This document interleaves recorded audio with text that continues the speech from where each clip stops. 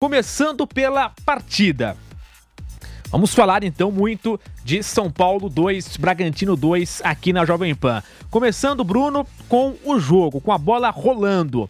O resultado de 2-2 é justo ou algum dos times fez por merecer uma vitória? Claro, vale destacar, o São Paulo conseguiu uma virada importante, improvável. Vale destacar, imagino eu, o esforço do São Paulo, a insistência, né, por tentar essa virada, mas não foi suficiente, depois leva o empate. Mas o jogo merecia um vencedor ou 2-2 ficou mais justo? Bruno Prado. Acho que ficou justo, foi um jogo que terminou muito aberto, né, com os gols nos acréscimos, Bragantino poupando bastante gente. O São Paulo, ele não jogou bem, né? Esse é um detalhe, né, que nos últimos jogos o time não tem feito boas partidas, mas conseguiu pelo menos ir buscar, virou o jogo, depois cedeu o empate, conseguiu buscar mais no abafa ali, mais na pressão, no ambiente do estádio cheio. São Paulo conseguiu, pelo menos teve essa força de buscar o resultado. Mas não jogou bem e está com muita dificuldade de jogar quando precisa ter a bola para construir. É um time que quando consegue sair de trás ele acelera bastante, então é um time que está bem acelerado, tem desfalques, isso tem um peso, né? Problema na lateral direita, não tem nenhum dos laterais disponíveis, então o Bobadilla pelo segundo jogo seguido está jogando por ali, e hoje ele teve muita dificuldade, principalmente na marcação, tanto no duelo com Mosquera, tanto também no duelo com Vitinho, né? Ele teve muita dificuldade por ali. E o São Paulo também, o Nicão, que foi titular, não foi bem, Ferreirinha oscila demais, então foi um São Paulo que conseguiu mais no abafo o resultado, mas na maior parte do jogo, se a gente olhar o jogo friamente, na maior parte o Bragantino foi melhor. Eu digo que o empate foi justo porque o Bragantino, de um jeito ou de outro, cedeu 2 gols já nos acréscimos, né? Mas o Bragantino conseguiu impor mais o seu jogo do que o São Paulo. O Bragantino conseguiu colocar mais a sua proposta do que o São Paulo, de sair de trás tocando, de ter um bom contra-ataque, explorar os lados do campo. Então o São Paulo foi buscar o resultado mais na vontade, na pressão, do que numa melhora. Acho que em nenhum momento o São Paulo melhorou assim claramente no jogo. Ele conseguiu buscar, o que é importante, mas não melhorou. Positivo, acho que o Eric é um destaque. O Eric entrou bem no jogo, fez um gol, deu assistência. Contra o Santos fez um gol no final, mas bateu no braço dele, foi anulado. Poderia ter sido também ali um gol de empate. E para os próximos jogos, acho que o Carpini tem que pensar bastante em povoar mais o meio, né? O São Paulo tem utilizado 2 volantes, o Luciano, que já fez essa função muitas vezes, mas o Luciano está mal, acho que não é nem a posição, ele está mal, a posição é a mesma que ele joga há 1000 anos, ali atrás do centroavante.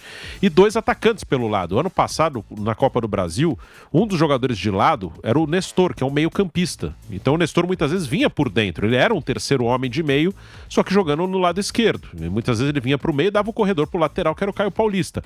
Agora não, até porque o Nestor está machucado, o Carpini está usando atacantes mesmo pelo lado. Então o São Paulo está tendo essa dificuldade.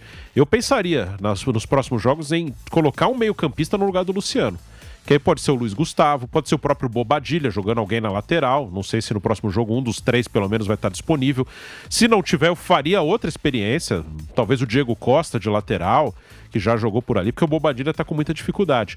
Mas isso é uma mudança que eu pensaria no São Paulo. Colocar mais um meio-campista, saindo o Luciano, que começa o ano mal, e colocando ali ou o Luiz Gustavo ou o Bobadilla. E o Eric, nesse momento, é a melhor opção para jogar do lado direito. O Rato machucado, o lado direito nesse momento, o Eric, por merecimento, deveria ter uma sequência. José Manuel de Barros, o São Paulo segue sem vencer, mas agora com empate. Perdeu para Ponte e Santos e agora empata com o Bragantino. Com todo esse adendo que eu citei, pode terminar a rodada, dependendo de uma combinação de resultados, fora ali do G2, que dá o acesso ao mata-mata. Como é que foi esse jogo para o São Paulo? Merecia ter vencido ou o empate ficou de bom tamanho? E até sobre essas observações que o Bruno fez em relação ao meio campo, a reforçar a marcação, o Bobadilla na direita, o Carpini aos poucos vai encontrando alguns problemas no meio do caminho, Zé. Então, Guilherme, bom, para começo de conversa, São Paulo e Bragantino nunca vai ser fácil para o São Paulo, nem aqui, nem em Bragança Paulista.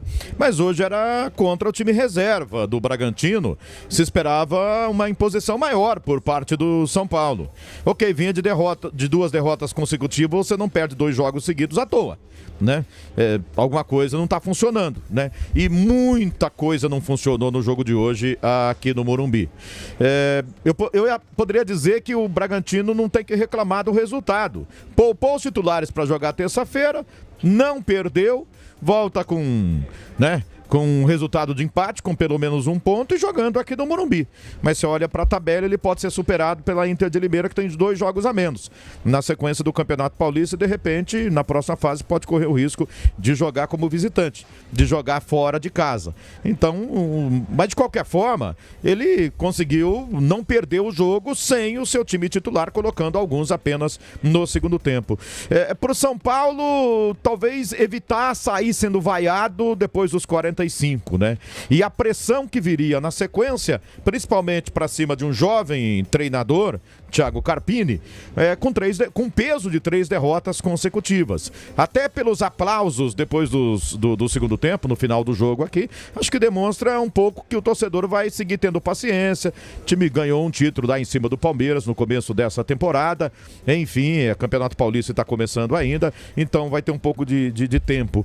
Mas muitos erros do São Paulo. Achei equivocada a presença do Nicão na direita, talvez ele devesse ter começado o jogo com o Eric, alguém no meio campo, né? O Luciano já comprovou no primeiro tempo que não estava funcionando ali, talvez devesse sair antes também, na volta já para o segundo tempo, um homem a mais no meio, como disse o Bruno agora há pouco.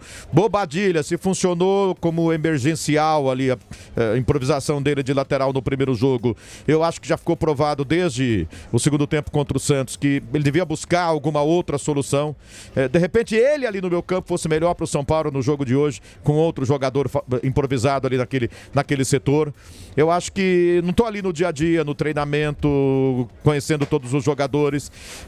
Um jogador mesmo sub-20 do São Paulo não poderia entrar um pouco no jogo de hoje, ser testado no jogo de hoje? Não sei, né? Ou então alguém de zaga mesmo, né? De qualquer forma, pelo que foi demonstrado ali nos 90 minutos dentro de campo, o São Paulo errou demais. A falta de movimentação foi gritante, né? E acima de tudo, o Bragantino se impôs no Morumbi. Com time reserva, foi melhor do que o São Paulo. Jogou mais. O São Paulo ia conquistando uma vitória que estava caindo do céu. Quase que imerecida, né? Não imerecida porque ele criou as chances de gols ali para marcar já um gol aos 43 do segundo tempo, outro aos 48. Cara, acabou o jogo, né? E ele conseguiu tomar um empate aos 51, né, minutos do segundo tempo ainda. Ou seja, tem muita coisa errada no São Paulo. É começo de ano? Mas ele devia estar melhorando. O Carpini precisa trabalhar isso já para o próximo jogo. Não pode ficar deixando passar, não, porque daqui a pouco... Ele é um treinador novo que precisa matar um leão por dia. Todo jogo, né? Escapou da derrota hoje, mas ele precisa ganhar a próxima, senão a batata começa a esquentar. Nicão foi escolhido para substituir o Wellington Rato e foi vaiado, né? Foi vaiado o Nicão, não teve uma boa atuação, saiu e deu lugar ao Eric. Mais uma vaia também foi ali no intervalo do jogo. O Chacon destacou que a vaia foi pelo lado de torcedores comuns, digamos assim, não foi da organizada. E aí, isso no intervalo. Depois do 2-2, teve os aplausos. Mas, começando mais nessa questão do Nicão, não foi bem, foi vaiado, não sei se era pra tanto, mas imagino eu que até pro próximo jogo o Carpini pode tentar uma outra alternativa pro Rato. É por aí mesmo, Bruno? E seria o Eric mesmo, que entrou bem no jogo, né? Eu imagino que o Eric vai ser mantido no próximo jogo. O Nicão é um cara que já passou pelo clube, né? Ele chega em 2022, não vai bem, e foi um investimento alto do São Paulo. Em 23 ele é emprestado pro Cruzeiro e agora volta, né? Então, já tem, né? Não era um cara que tinha agradado na primeira vez, né? Em 2022, e acabou retornando e não se acertou, né? Ele teve a oportunidade de ser titular na Supercopa contra o Palmeiras, foi uma surpresa, ele jogando pela esquerda, na vaga do Lucas, também não fez uma boa partida ali. Hoje, um pouco antes de ser substituído, ele teve uma grande oportunidade, que o Lucão fez uma ótima defesa, mas é um cara que eu acho que não vai sair muito disso, não. Vai ter um ou outro jogo que ele entra um pouco melhor. Eu lembro até em 2022 teve um gol que ele fez na Sul-Americana contra o Ceará, mas é um outro momento. Não acredito que ele vai ter uma grande sequência, né? Que é um jogador que tem contrato, tem um salário alto, então ele acabou reintegrado. Mas eu não duvido que se aparecer alguma coisa boa aqui para ele ou para o clube, que ele acabe saindo depois do Campeonato Paulista. Não acho que ele vá embalar ali numa sequência como titular do São Paulo, não. José Manuel de Barros, Nicão vaiado, algumas vaias no intervalo, depois os aplausos. O torcedor é impaciente e quando começa essa fase ruim, não costumam lembrar da fase boa. E o Nicão já começa a sofrer com isso, Zé. Fase boa no Atlético Paranaense, né? Nem antes nem depois, esquece. O Thiago Carpini resolveu dar mais uma oportunidade, né, pro Nicão, mas eu acho que já deu, minha opinião, assim, eu acho que não adianta insistir. Ele pode ser feliz no outro clube, no outro lugar, né? Não é jogador pro São Paulo. Você vê que o Wellington Rato faz falta para o São Paulo, tremendamente. Então, ele não está sequer ao nível do Wellington Rato. Então, não precisa. Se não for um jogador melhor do que o Wellington Rato, então não precisa para jogar nessa função aqui pela direita. Minha opinião. Eu acho que o São Paulo já pode liberar. Se tiver alguém interessado para amanhã, já pode liberar. Tem o Eric aí.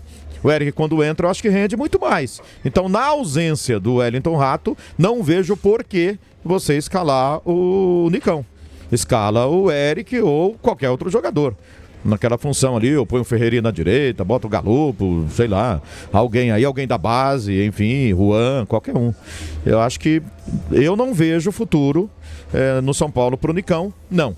Nem é bom para ele, nem é bom pro São Paulo. Né? O torcedor, qualquer erro dele, ele fazia lances acertados aqui, ok, ninguém falava nada. Daqui a pouco, primeiro erro, a torcida já perde a paciência com ele, porque ele nunca conseguiu jogar com a camisa do São Paulo o que jogou no Atlético Paranaense. Não foi à toa que o Atlético liberou do jeito que liberou, né? Então, com todo respeito à história dele no Atlético Paranaense, eu acho que pro São Paulo não acrescenta. É melhor o São Paulo buscar outra solução ali, né? E eu já citei aqui, no elenco ele tem pelo menos o Eric ali, que quando entra rende mais do que ele. Tem jogador que fica marcado. Agora, Bruno Prado, uma outra pergunta que surge aqui pelas redes sociais, a ausência do Galopo. O Galopo não entrou na partida. Até vou conferir aqui se ele estava no banco, né? Estava no banco de reservas o Galopo. E aí muita gente questionando se o Galopo não deveria ter mais oportunidades neste time do São Paulo e até mesmo hoje, né? Na circunstância da partida. Como é que você vê essa situação do Galopo que ficou no banco de reservas apenas?